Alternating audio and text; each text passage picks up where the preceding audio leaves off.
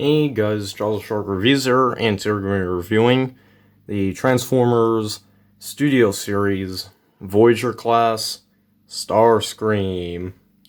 So yeah, here he is, and more specifically, this is the Starscream from the Bumblebee movie. Now, if you guys don't remember, Starscream did appear in the Bumblebee movie, but very briefly. He didn't speak. He didn't have any dialogue in it, but we did see him at least twice, and it was on the Cybertron scene. It was with that Soundwave scene where Decepticons, attack! It was that scene where you see Starscream walking up, and I think there was another time, I think it was the part where Shockwave would say, destroy the launch pad, let none escape. My bad impressions. But hey, so yeah, I think we could see him kind of going off, but I don't know. But yeah, anyways, obviously, since I was on Cybertron, the Decepticons haven't, other than Shatter and Dropkick and Bloodswing, did not show up. The rest of the Decepticons were still on Cybertron, so they still have their Tetrajet. Okay. Anyways, yeah, so here it is, and yeah, it's quite cool. Actually, I do really like the design of this anyways here. So yeah, I got, it's like underdone. It looks like something that would be in like a first-person shooter game, like one of those guns, and it's like, come on, load up, and then you fly away. It looks like that. This is a pretty cool design for a Tetrajet. So yeah. But before we take a look any further at the figure, I just want to look at the instructions for a bit. So, by the way, this is the Studio Series 72. This is the last as well of the Wave 12. So, yeah, it's pretty small. This is Dino, B-127, Starscream.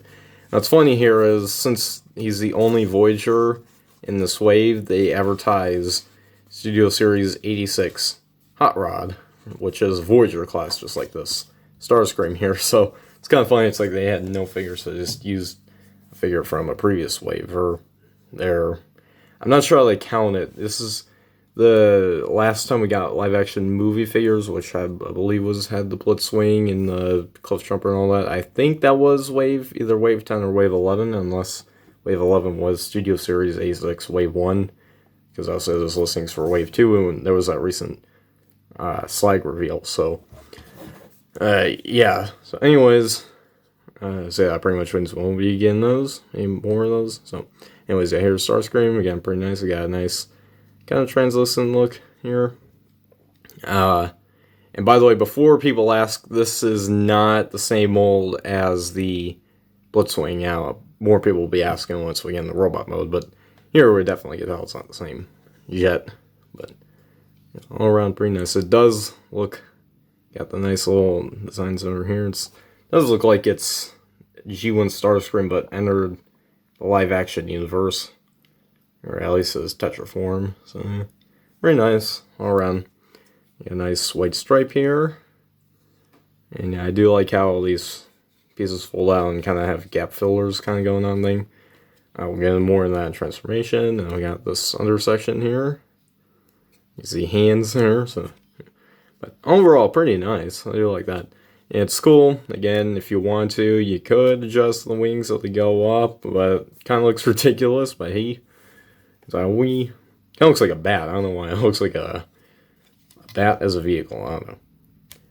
Or a vehicle as a bat, should I say. But anyways, yeah, there's that. And again, his accessories are on here. You got these null rays kind of things, I guess, on here. And yeah, this undergun. And yes, they are removable.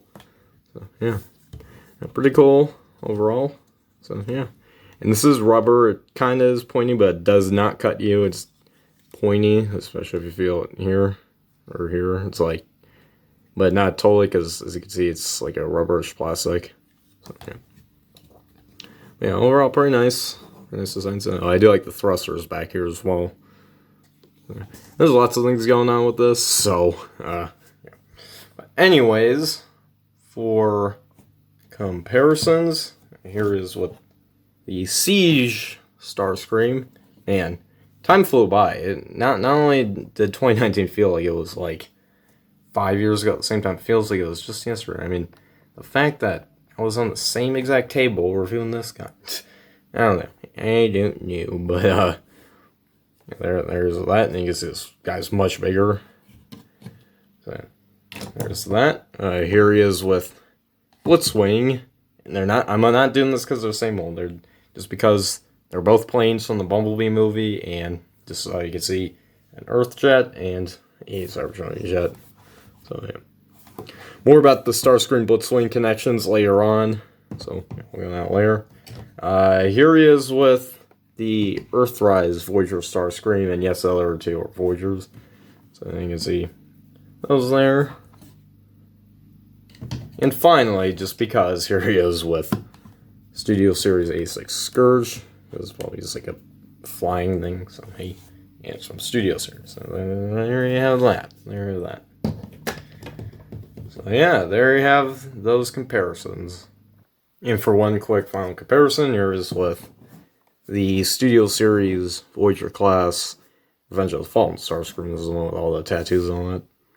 So yeah, there's that. And of course, they're not, I guess, the same universe, because again, this is like a reboot, even though they declare that after the movie came out. But so yeah, anyways, there you have that. And because it's Studio Series, of course, you must look at the legendary backdrop. So yeah, there's that. Yeah, that's the backdrop here for this one, and yeah, kind of disappointing. It's the same one. I mean, it does look nice, but I mean, this is supposed to be Cybertron falling down, then shouldn't it have a bunch of explosions and all that? It's like, it's just Cybertron any time of the year, or whatever Transformers measure their time as, but yeah, anyways, yeah, this is obviously 72. It's the same as Cliff Jumpers and same as B-127s. There's one difference though. This, because it's a Voyager, it is much bigger. So yeah. Anyways, there's the back. It's pretty hard because this is a pretty big jet. So there's me trying to get my hand out. Must destroy those towers. I don't know. It's pretty hard to get. It's definitely more meant for the robot mode, and I mean that's usually what these are, because it kind of gets more nicer look. So yeah, definitely not meant for that. But anyways, there you have the backdrop. So show it again later for robot mode. So for transformation, first I just want to untab this undergun thing here. So just place that, and then untab these null ray things, I guess. We'll talk about, again, more about that in the robot mode. Alright, now getting the parts forming out of the way. Now here's the real transformation. Yeah, I know people are going to be upset with the parts forming. Yeah, it's just the weapons. So as long as it's just weapons, it's fine. So anyways, first I click the wing part here, half of it, and then kind of ratchet around and do the same exact thing. Oh yeah, this will also tab into that slot. Alright, and then next, just raise up the wing sections, and then release the arms over here, and this will go up, and then it will click that spot very lightly, but it will, and then swivel the biceps around, flip out the hands, and then you do the exact same thing over here. So yeah, there you have that. Alright, so now next, I just want to split the section open so I can get that out of the way. And then unclick that section, and then I'll go back into there, and then simply close this in. So now it's all like that. And then next, let's do the back. So just flip this around, and then untab the legs. Then flip out the feet, and flip back the section, and get your finger out, and then that gap filler also go up, and then do the same thing over here. Alright, there we go. And next, untab these sections from these like little slots in the legs, and I'll just sit back into there. Same thing, raise it down. And then rotate the legs around like this. And once you got all that, all this stuff in here will go into this leg cavity section. And you want to make sure this is out. So it's on the leg, and then over here, do the same thing, except there's nothing on this side, so now we'll click in like that. And then next, just want to raise the section up. Just want to get good clearance in there. And it should appear like that. And then lower down the head section. And then next, just want to straighten everything out. And then raise these sections so they click to here. So they're kind of upwards. And then finally, just want to raise these up. It's pretty hard. And then you just want to click that back in. That's what it was when I got in the box. So let's do it like that. Come on, go. There we go. Ooh, that was pretty major, but anyways, let's click that back. And straighten them out. And once you got all that, there you have Starscream in his robot mode. And gotta say, this is another great figure from Studio Series that Hasbro has done. Like, look at the detail. That looks pretty good. Yep. But anyways, so let's actually get a better look at the detail. Let's take a look at that head sculpt. Very nice. That is spot on to how he appeared in the Bumblebee movie. And yeah, it's a great mix. I definitely do like my probably favorite live action designs is many others, except for huge Bayverse fans. It's good. It like keeps both in mind. It keeps the mechanical look that looks so good on the Bayverse designs and makes them G1. It's like G1, but it's got the Bayverse edition, the mechanical designs, which does work better because if they're just a bunch of bricks walking around with their that wouldn't look good. That looks more like a fan film. So they need to have that mechanical detail, and it does translate very nice, especially into these figures that Hasbro's been nailing. So yeah, you got the chest detail, and we'll get more into that later. You have these nice thrusters on the side. This Bloodswing had that in the movie, but he didn't have that on the Studio Series figure. So I still need to review Bloodswing, in fact. So I'll definitely try to do that eventually if I got all the newest figures reviewed. So I'll definitely look back on some figures I never got to review in the past. And it's pretty clean in the back. Like, look at that. That looks very nice. And this has got that going on, and it's just in there. So it fills that in. That nice. Some kind of, like, that is very clean. I never just noticed how, I don't know why. I just really like how clean that looks. I mean, yeah, I don't care about this. They need that so it can film the space. That looks very impressive. So, yeah. Anyways, for articulation, his head is on a ball joint, so you can look side to side, and you can't really look up. That's as far as it can go, and you can't really look down either, so just kind of tilt down or look up. So that's the best you can get. He does have wing articulation, kind of similar to the door wings on Dino and Studio Series 86 Grimlock. But anyways, yeah, it kind of clicks from transformation, but you can also get this here.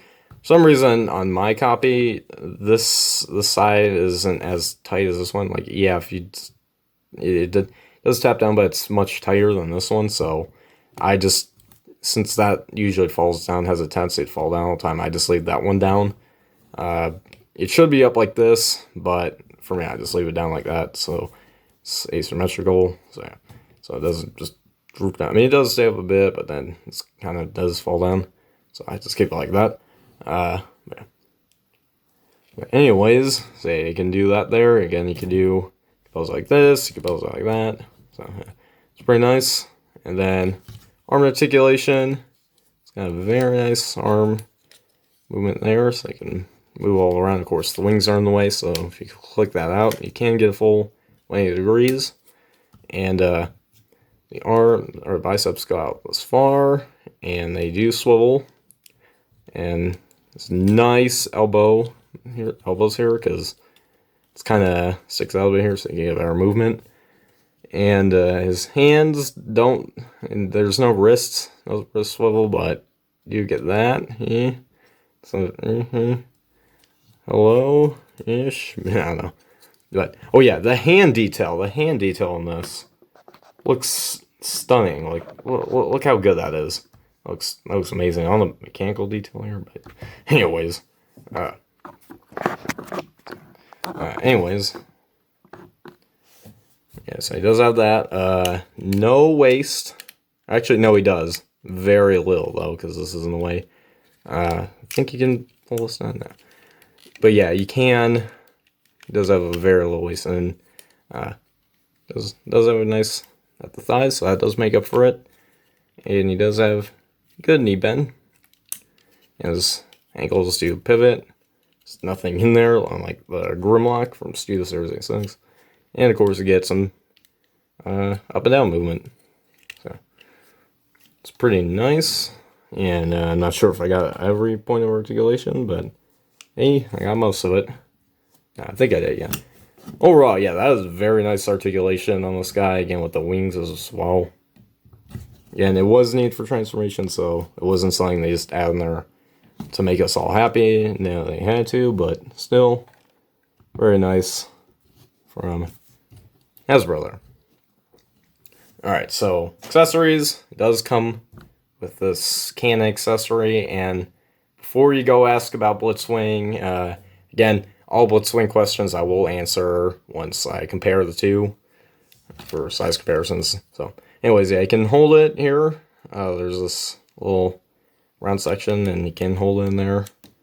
It just kind of goes in. It's kind of odd. It's not fully straight on there, but anyways, yeah, it does look nice. I'm not sure if that's really the right way. I put that in there, but it's this angle. I think that's the right way, because again, this either way does slope down, so I don't know. I just have that feeling that does do that. Anyways, does have his little no ratings. Now, you can't put it on his forearms or up here. That's the best you're gonna get, except so. But what you're supposed to do is you're supposed to insert these little circular sections here, or yeah, just kind of put that in there. And it'll stay in there. So yeah, and he did have that in the movie. That's what it was like. He didn't have the traditional no raise. He had this cannon here, and he had those on there. Oh, yeah, there. That fell off. I feel like that's gonna happen a lot with that. I don't know why. But yeah, anyways, yeah. But very, very nice with that. So yeah, there you have that. So anyways, let's get all straightened up here. And I think yeah, forgot the waist thing. There we go. Okay. Alright, so for comparison, here he is with the Siege here. Yeah. Alright, so Siege, Starscream, and the Earthrise Starscream. It's pretty hard to get these 3 in one shot, since they got pretty big wings, especially this guy in the middle. So yeah, there you have them. Together, you can see is the biggest one. So yeah, so there's that. Here he is with the Studio Series Voyager class Revenge of the Fallen Starscream here. There we go. His chicken legs don't help, because you gotta strain them out a bit more. Yeah, he is bigger here. So yeah, there's that. Here it is with Optimus Prime here from Studio Series not A6, the Studio Series. This is the Bumblebee movie Optimus Prime, so that's what makes it worth showing off. So. And finally, here he is with the rest of Wave 12.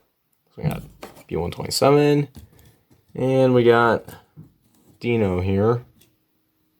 So, yeah, there you have them. Very nice, but pretty small wave. So hopefully next wave has a bit more going on. So yeah. So there's that, and one final comparison, because I know you guys have been want to see. I know everyone who sees a Studio Series Bumblebee movie Starscream review wants to see the Bloodswing comparisons. So yeah, there you have that, and you can tell right off the bat that they're actually not the same. So when the figure was first revealed, everyone thought, oh, and even I thought it's the same because the chest is quite similar because there's that thing going on at the top. But the one Bloodswing is much bigger, as you can tell. And they have the similar chest, but they're not the same because this one's a bit bigger. And you can tell the transformation's not the same. And yeah, like I said before, the gun on Starscream's, it has a similar design here with that nice, I don't know what that is, but it's cannon there going on. But Starscream's, it's wider. Whereas Bloodswing's, it's kind of slim. And obviously, as you can see, legs are different. It's definitely, this is the design that Bloodswing kind of had. He kind of had the thrusters inside. Like, they had both pretty similar designs here, like on the thighs here, and, well, the shoulders. Kind of similar. Like, they shared design parts, but because Starscream turns into a very different alt mode, they decided not to use this guy. And, yeah, I could have, like, tell nothing is the same, really. I can't really find anything that's from this guy. So, yeah. There is, comment down below, but I haven't seen anything so far that recalls back to, of course, Bloodswing. Yeah. Now, of the two, I actually do prefer the Starscream here, because I do like, it's a bit more accurate, and I just like the design here. Yeah, so, there we have that. So, yeah. And yes, this is actually Starscream. When we saw the trailers, we thought this was Starscream, but at Comic-Con, Travis Knight said it was not. In the movie, it turns out it wasn't, because, well, he sounded nothing like Starscream, so that's how we could tell. So, anyways, there you have that. So finally, we're going to be taking a look at, again, the backdrop. Now, of course, we already saw it before, so this is just for the robot mode. And you can see, definitely fits on here, but even then, the wings, where they go in the back, so probably have to have them a bit more forward, I guess. Maybe, I don't know. He doesn't stand in here as good because of his big. I think you'll need a leader class for backdrop for this, because that's kind of not enough space from the foot to the back of the wings. It just won't fit in all the way, so yeah, let's get that there. Those look nice, but I don't think this is the one I'm going to use this guy for. I don't display my figures at all, but except for my G1s, but by the way, if I did, I don't think I would display him with that backdrop, because, well, he doesn't fit that good on there, so yeah, there you have that.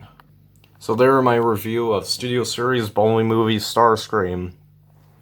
And I gotta say, this is definitely one of my favorite Studio Series figures so far. Like, they nailed the design, the articulation, like the points of detail, like again over here, here, and all that.